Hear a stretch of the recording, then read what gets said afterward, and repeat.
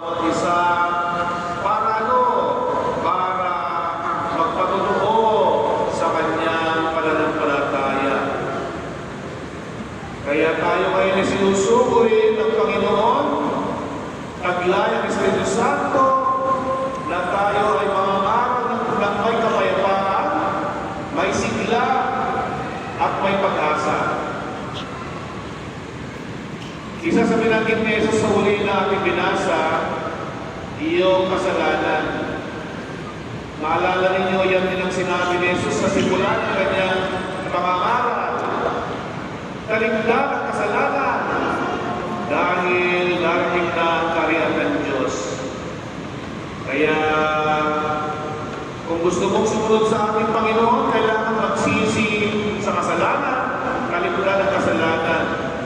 Kaya yun ang kanyang sinabi sa mga alagad tungkol sa kasalanan, na sila ay magpatawag ng kasalanan sa mga tao dahil gusto